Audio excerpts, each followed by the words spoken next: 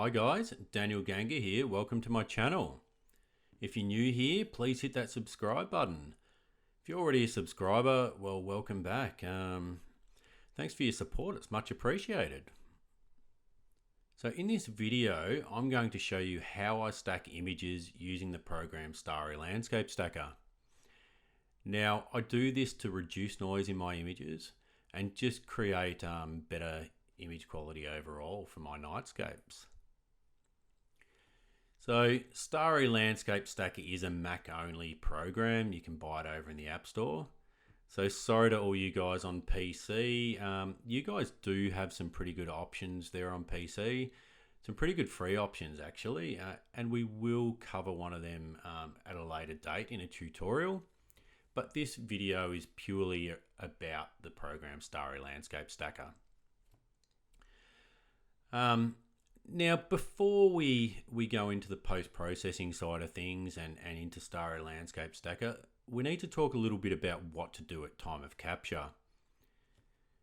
So it's generally recommended out in the field that we capture at least 10 images for stacking. The more the merrier though, the more images we have, the better results we can get. Personally though, I capture about 12 to 14 images out in the field, and the reason being is this allows me to dump a few frames if I need to. For instance, if some car lights shine across the scene or there's some satellites, and I can dump those few images and still have my 10 to 12 images that we see down here for the stack.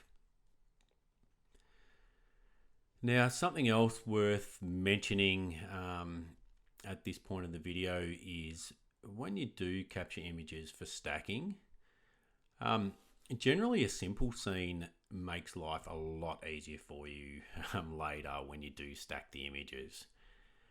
And the reason being is when we have a lot of detail, a lot of trees and a lot going on along the horizon and things jutting into the sky, we will need to mask around all that later in Starry Landscape Stacker. So keeping the scene simple will make your life easier, especially while you're trying to learn the process and you're fairly new to it. So just keep that in mind at time of capture. And that's the reason I've chosen this image here. It's a pretty straightforward scene. We will have to mask along the horizon line. We'll have to mask around this part of the vehicle, and we'll have to mask around the tree branches, the trees, the leaves, and all that kind of thing. Now, over on the blog that will accompany this video on Nightscape Photographer, I will make the images that we're using here in the tutorial available for download so you guys can work along. And I'll also include a few images there that are a lot more complex so that you can see that it is possible to stack some pretty complex images using this program. So I'll link that blog in the description of the video if you're watching this over on YouTube. What I'll also do later on in the video is I'll talk a little bit about the mistakes that I've made in Starry Landscape Stacker so you guys can learn from them. I've made a lot of mistakes playing around with that program, and I've learned a lot. So, you know, I'll save you the trouble of making those mistakes too. Now, we'll talk a little bit about the image that we're using. I've had the Canon 15 to 35 f2.8 RF lens on loan from Canon Australia for the past couple of weeks. And I shot this image with that lens. I will be doing a review of that lens in the not too distant future, so keep your eye out for that over on Nightscape Photographer. Now I'll talk a little bit about how I captured this particular image. Our settings at time of capture are up here, top right hand corner. Those settings there, ISO 6400, 15mm, f2.8, 20 seconds, pretty much my stock standard settings for each image that I take at night. I'll talk a little bit about the lighting in the scene. I used two LumeCube 2.0s. So I've got one LumeCube 2.0 over here outside the scene, adding a bit of light into here. It's on its lowest setting, the very lowest setting, adding a little bit of light in there. And I've got a LumeCube 2.0 over here too, on its lowest setting, adding a little bit of light through this side of the scene. Now, both of these LumeCubes are up on tripods, little tripods that I carry around with me, and the reason I have them up on tripods is it just spreads the light out a lot nicer and a lot more evenly. There's a lot more spread throughout that foreground. Now I use lights like the LumeCube 2.0 and the other lights that I use like the Photix video lights. Now the reason I use these small video lights is it keeps everything constant across my frames. We've got to remember we're capturing 10, 12, 20 frames, and we want even lighting across every single one of those frames. The lighting has to be the same. It's just something that you can't do using a torch and light painting each frame. I also use this type of lighting style for my time lapses, as it works really well for that too. Anyway, so that's enough about the capture of this image. Now, before we actually stack our images in Starry Landscape Stacker, we need to prepare our images for use over there. So, look, the latest version of Starry Landscape Stacker, I believe you can import the raw files directly, but I've been using this program for quite some time, and I import my raw files into Lightroom first to do the basic corrections and the preparation over here. So we'll do it that way. So that's why we're here in Lightroom. So I've got my single image selected. I've already made some adjustments on this image. Reason being is I just wanted it to look a little bit prettier while you guys were looking at it for this intro. So what we're going to do here is we are going to change these settings and we're going to zero the settings that I adjusted. So now we've zeroed all those settings and you can see what the image looked like straight out of camera. And so it's a pretty dark image. You can see that those LumeCubes just put in just a little lick of light, but this is the way I like to take my images. And so we'll head over into the adjustment panel to see what we need to do with the preparation of these images. Now, at time of capture, I generally use a white balance of either 4600K or 4800K. So that's why you can see 4800K over here. It's a bit of a sort of creative decision that with your white balance. So if you guys want to change the white balance to something else, or you use a different white balance, go for it. Now, next what we're going to do is we're going to up the exposure slightly, and we're going to lift our highlights up and our shadows up. Now, the reason we're doing this is just to brighten up the scene a little bit. It was quite dark. We're not going to make any other adjustments in this sort of area of the panel. No vibrance, saturation, or anything like that. Just purely sort of changing the exposure a little bit and brightening up the scene. Now, at this point in the tutorial, I just want to quickly zoom in on the shot. And let's have a look at the noise. So this will give us a bit of a point of reference. So you can see the noise throughout the image. This image is shot with the Canon EOS R at 6400 ISO. It's a good performer at high ISO. It's a great camera at high ISO actually. So you may have more noise in your images or you may have less, just depends on the camera you're using. But the whole process of stacking will reduce this noise. Anyway, let's zoom back out. So let's keep scrolling down the panel on the right in Lightroom. Now, reading all the information over on the Starry Landscape Stacker website, it tells us not to add any sharpening. Now Lightroom does this automatically, so we need to set that to 0. It also mentions noise reduction, but this was something that surprised me a little bit, is that we can actually use a bit of noise reduction and it will help us in our final image. So add a little bit of noise reduction there. I've got it set to 3. Now, something else on the website that's very important is lens correction. So they advise not to use any lens correction. So if you have anything in the profile correction set, please disable it, turn them off. Now I believe the reason for this is that it just messes with the program, and the way that it works. So turn all that off. Something else that they do mention not to change is do not crop the image at this stage, which is not something I'd do anyway. I always crop the image at the end of my post-processing. So we don't want to make any more adjustments. So as far as preparation of our file goes to use over in Starry Landscape Stacker, we're done with this individual file.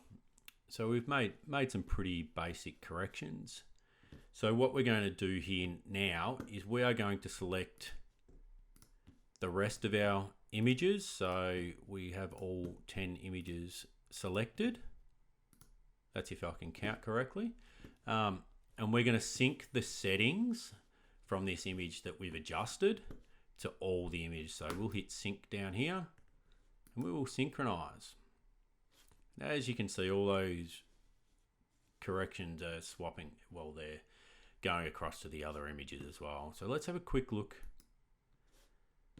at one. Should brighten up. Yep, there you go. So our settings have carried across to all our images. So let's go back. Let's select all these images again.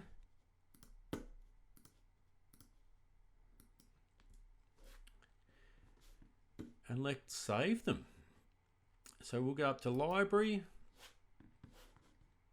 Export. As you can see, I've been playing around a fair bit today, saving a few images. So I'm going to save directly to my desktop to make it easier for me to find it. I'm going to call this Starry Landscape Stacker 5. We'll call the file name Starry Landscape Stacker 5 as well. I'm going to save as a TIFF file, Adobe RGB, and we're going to select 16 bits as our bit depth. So we've got the option of 8 or 16, but it is recommended that we use 16 when saving. That's over on the Starry Landscape Stacker website as well.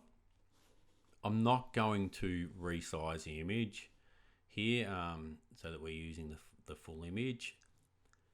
I do make sure my resolution's set to 300 though. And that's it.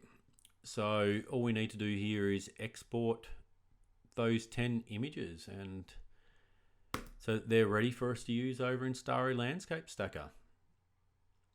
So as we can see, those images are exporting or saving.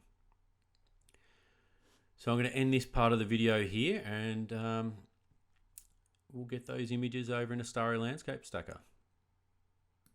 Okay, so now it's time to open those prepared images in Starry Landscape Stacker. So we'll open the program. We'll press no thanks to that. Now you will have to navigate to your files, but I've pre-selected them to make them a little bit easier to find. Now we'll go along and select each one of these files and open them.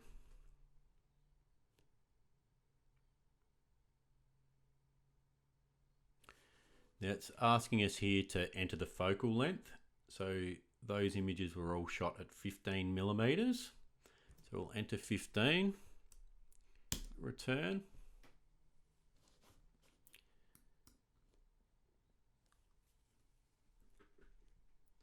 As you can see, the program works pretty quickly.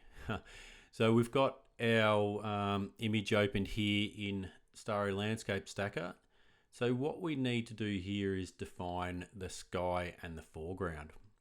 So we place the red dots in the sky portion. So we will need to remove quite a few of these red dots that are in the foreground. So we'll come over to here to erase red dots and remove them first. Might even remove that one there.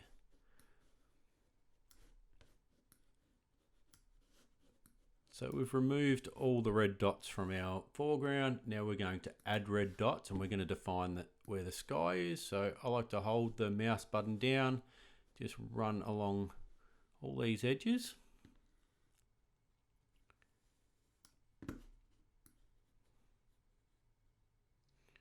Along the horizon down here. Now what this is doing is it's just telling the program what's sky and what's foreground, so it can stack them appropriately.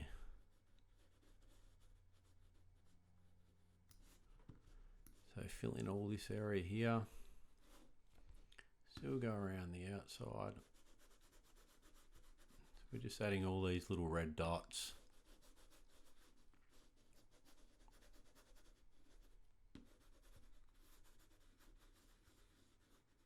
I'm just holding my finger down on the mouse to do this. Just running along quickly.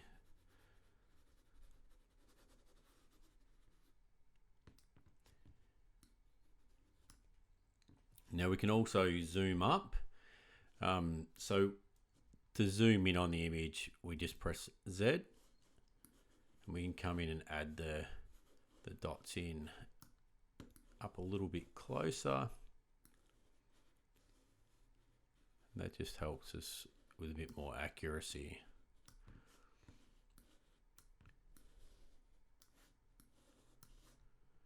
You can scroll around on the image just by running your finger along the side of the mouse. And we'll just tell Starry Landscape Stacker that all this is sky.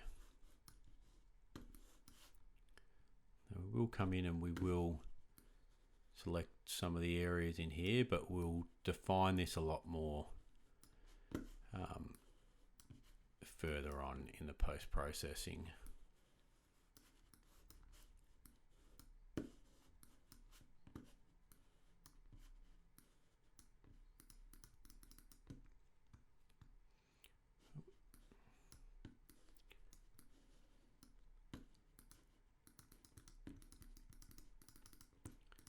So just adding these little red dots in everywhere to define that sky.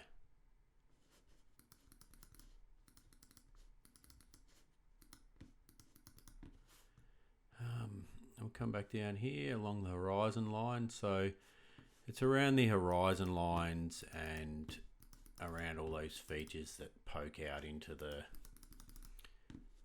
sky that we need to spend a little bit of extra time around and add those red dots.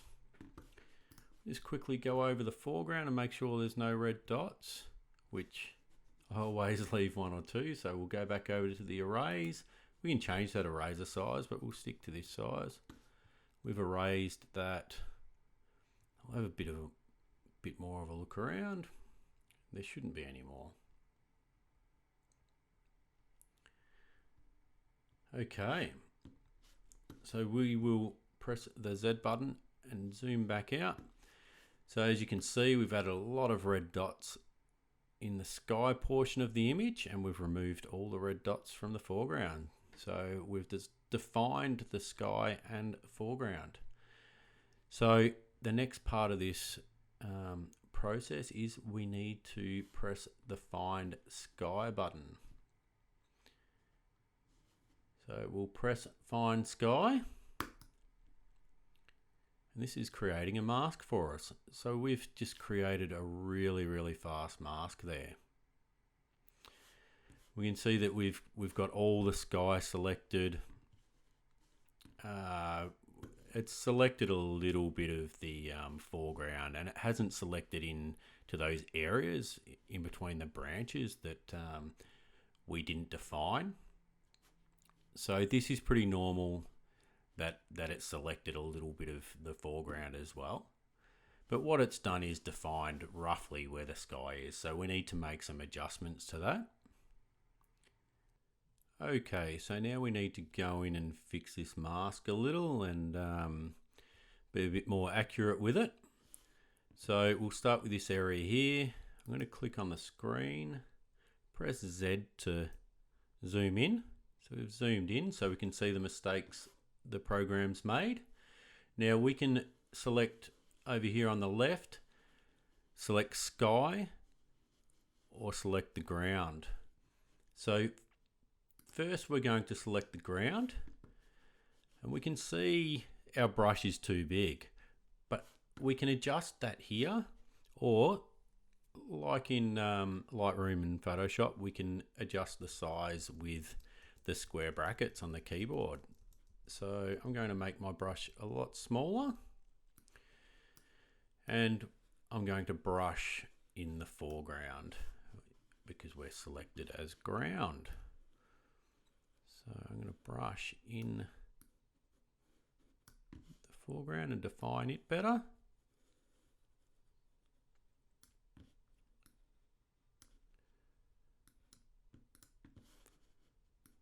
We'll just fix that bit up as well. I'm even going to go as far as defining these little bits here. Whoop. That's okay.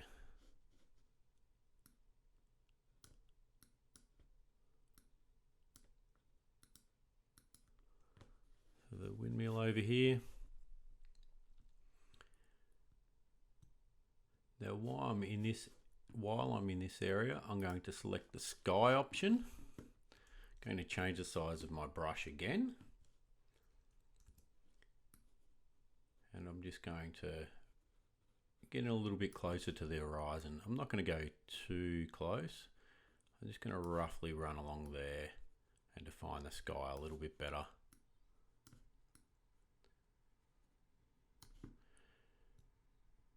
As you can see, if we had a lot of things poking up in that horizon, it does make it a lot more complex task.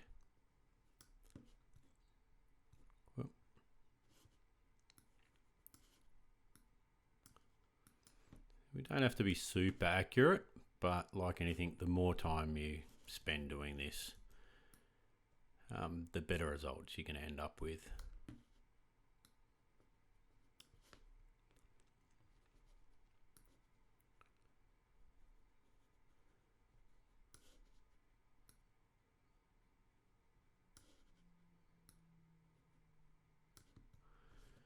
So now that we're over at our trees, we need to do the same here. Now, I've made the mistake of not spending enough time sort of defining these areas in between the trees. When I first started using this program, and what that did was it actually made the area look really unnatural. So, you know, when the program stacks the images together, you won't actually see the stars through these areas, the pinpoint stars. So it makes the image look really unnatural without stars in between these branches. So what I do here is I spend quite a bit of time, you know, defining the areas between the branches as sky. So what I'm doing here is I'm just holding down the mouse button and just defining all these areas. And again, you'll see here, like if you were doing a very complex scene with a lot of tree branches in it, this is a lot of work. I'll just change the size of the brush using those square brackets.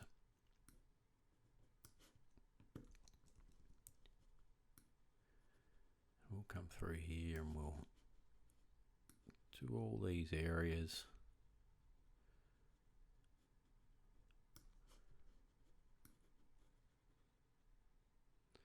And define that sky.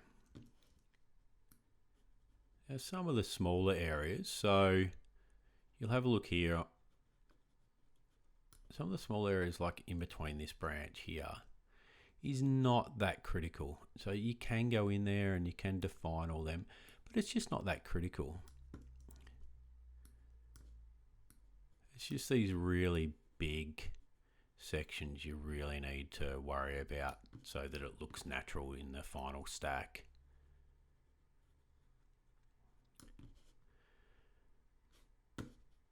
So what I do here is I just keep going around defining these areas of sky, changing the size of the brush. So you can see there using the brackets I can make the brush bigger or smaller so that I can get into all these areas.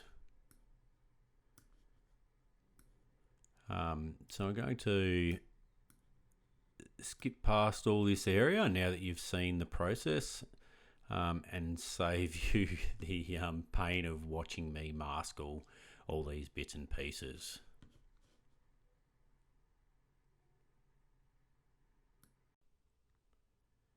Okay, so I've finished cleaning up that mask. It's probably taken me about 15-20 minutes, maybe a bit longer.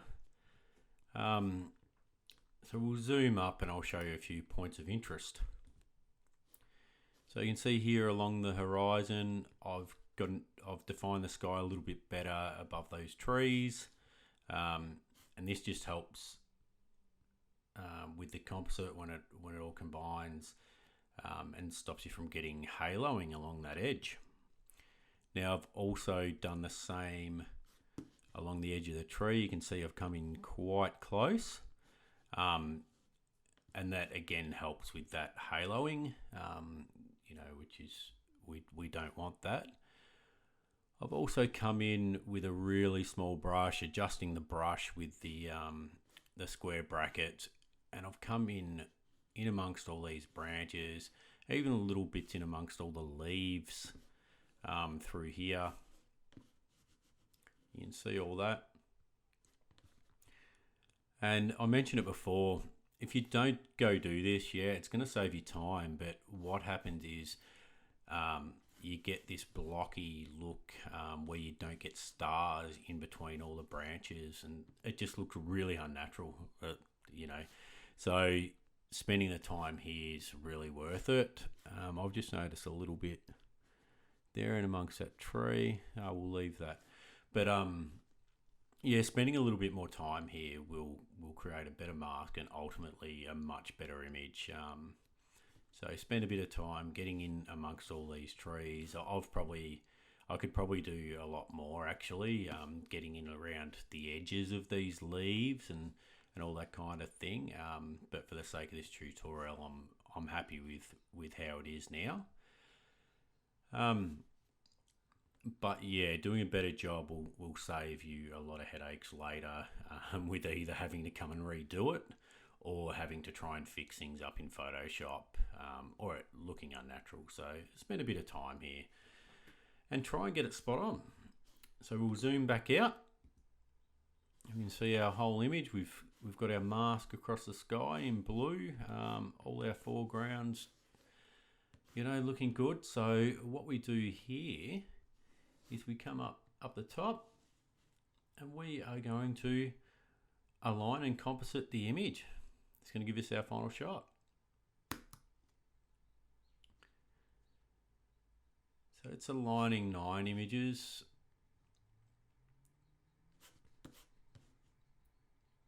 Obviously didn't like all my 10 images maybe. So it's dumped one. Don't know what's happened there.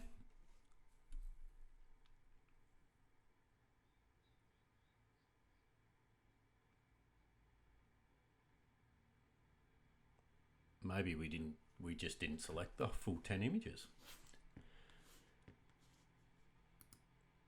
1, 2, 3, 4, 5, 6, 7, 8, 9, 10. No, it's the full 10. So that's our image there. It's stacked up all our frames together.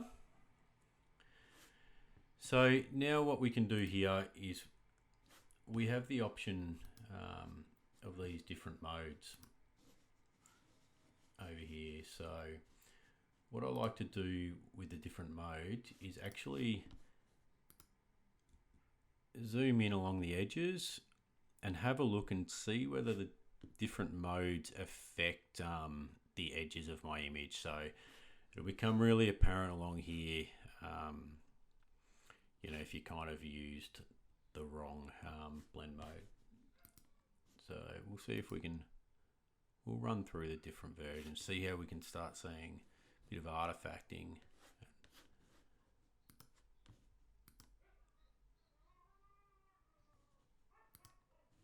Let's do a max value.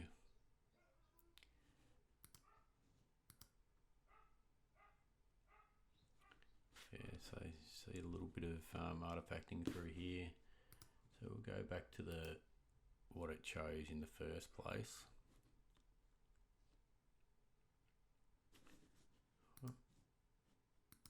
Maybe the minimum. Mean. So we might come back in Photoshop and try and clean that up just to do a little bit better job, and we might have to clean up a little bit here. You can see the different shade, different color, but it's done a pretty good job. You know, we've got plenty of stars and everything through those areas. Yeah, we might come in, it's probably a little bit of fog, but we might clean that up and make it look a little bit better anyway. So that's our final stacked image. Actually, let's have a look at the noise. Look how clean it is. Wow. Compared to the shot that we had in Lightroom before, the single image. So clean. It's cleaned it up so much. Look at the sky. So anyway, from here we will save our image. So save it to wherever you need to save it. I think by default it saves straight back to where your TIFFs were.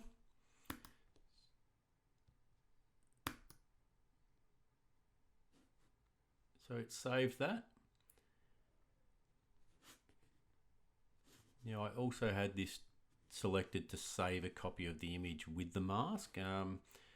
And that can be useful for later if you decide to do a different composite. You've already got the mask there that you can play around with in Photoshop. So anyway, we'll close out of Starry Landscape Stacker there, and we'll take this image back into Lightroom and Photoshop and do a little bit more work on it and make it look a little bit better.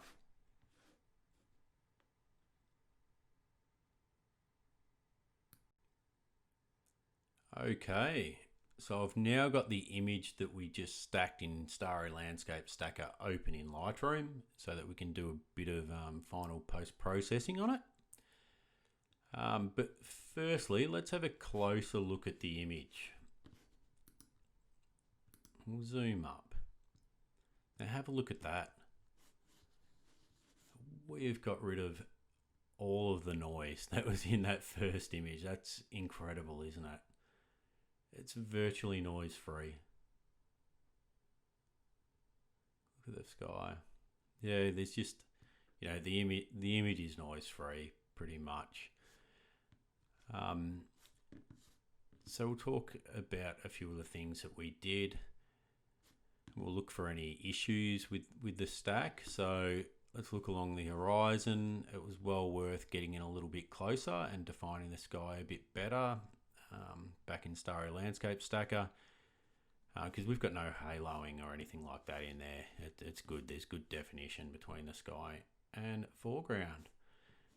There's a bit of shadow here, a bit of a shadow line. I think that's more fog. It looks natural regardless, so I'm going to leave it. I'm not sure what this is. A bit of an artifact of some kind. I'm not going to do it in this video, but I will head over in a Photoshop after I'm finished, and I'll remove that and clean it up a little bit. There'll be a few other little things that I'll do too to bring out a little bit more in the image, but we won't do that here because it'll just take too long. So let's have a look at the tree area, which was probably the toughest part to mask in that image, and the place that we're going to see the most problems. So you can see that taking the time to mask properly has worked really well. We've got no haloing along the edges. Going in amongst the trees and defining the sky back in Starry Landscape Stacker has worked really well. We can see all our stars in amongst all our branches. We can even see some really faint stars in this area, and this was pretty hard to mask and hard to get in amongst all those branches. So look, it's looking awesome. The mask and the stack has worked really, really well. So Starry Landscape Stacker doing its job. It's an awesome program. Anyway, let's zoom out. So we'll zoom out. As you can see, that the image looks really natural like that. It looks great. Noise free. So let's do a little bit of post-processing. So I'm not going to go into too much detail about what I do here in post-processing. I've got other videos on YouTube about that, so head over at the end of this video if you want to learn a little bit more, and have a look at those videos to learn things in more depth. But just watch along, and we'll quickly post-process this image. Going to adjust the exposure a little bit. Going to bump up the saturation and just give the image a little bit more pop color wise. I'm going to sharpen the image, but we're going to mask it just to define the edges better, to make them edges sharper. Tad bit of noise reduction. Probably doesn't need it, but we'll do it anyway. Now I like to do a bit of post-crop vignetting. We don't want to do too much. That looks pretty good. Let's look at that exposure a little bit. Going to leave it about there. So all I do from here is probably crop the image a little bit, and there's two reasons. To balance the image up composition wise, although this is pretty good, and to straighten the horizon, because I think that horizon was a little bit out. It's probably just the skyline makes it look like that. So tiny little crop, and look, that's it. That's the final image. All I do from here is save it. But of course I'm going to take it over in a Photoshop and clean up that little bit in there, that artifact, and work on the image a little bit more. But as far as this video goes, that's all we're going to do. Otherwise the video will just get too long. So I really hope that you've got a lot out of this video, that it sort of giving you a bit of an insight into the stacking process and what's achievable by stacking, and that it helps you find your way around Starry Landscape Stacker and the whole process of stacking and minimizing that noise in your image. So look, if you found this video useful and you don't already, please subscribe to the channel. And if you're looking for more in-depth videos on how to post-process your images, make sure you head over and check out the other videos that I've got. I will be doing one shortly about star minimization. It sounds a bit funny that you might want to minimize the stars in a shot, but what it does is it sort of takes the distraction away from the Milky Way and makes that Milky Way really pop. So anyway, we're going to leave that image like that. I'm quite happy with it, and I'm going to save it. So anyway, I'll see you in the next video. Cheers.